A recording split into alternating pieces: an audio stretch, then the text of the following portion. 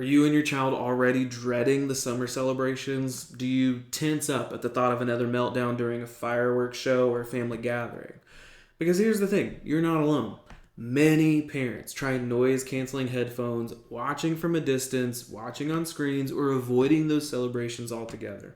And while those may reduce symptoms for a moment, they don't explain why your child is so easily overwhelmed.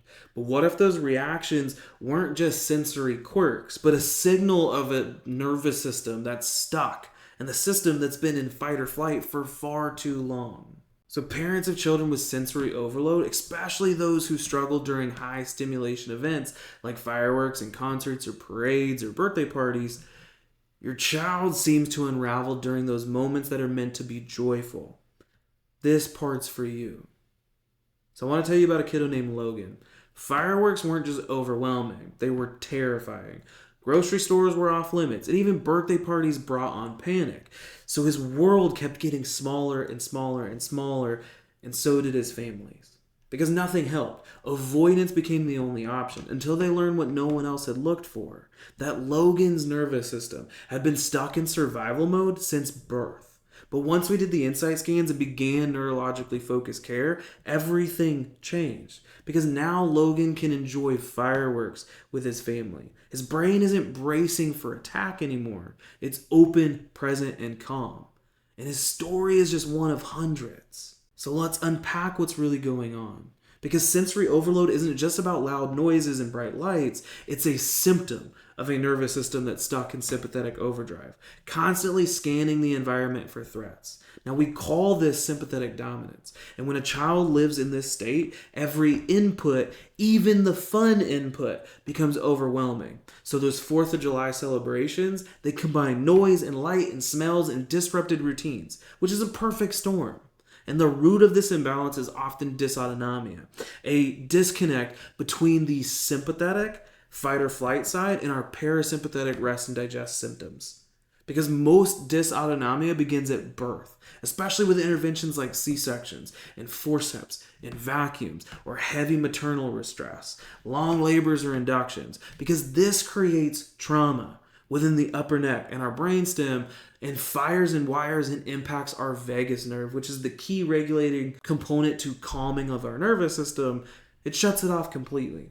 And this is how a seemingly normal birth can lead to meltdowns and sensory aversions, and digestive and sleep issues, or emotional regulation struggles. It all comes back to the neurospinal system being overwhelmed from day one. But here's the challenge though. Most of these traditional strategies focus on the external world. So noise canceling headphones or sensory bins and skipping events. These might take the edge off, but they don't rewire the system. It's like trying to quiet a smoke alarm without putting out the fire. And medications may mute the signals, but they often come with pretty heavy side effects. They don't restore balance to the system, and even therapies like OT or speech can plateau when our nervous system is still dysregulated at its core. So to be able to create lasting change, we must start at the foundation, which is our brain to body communication. And at Haven Family Chiropractic, we take the different route.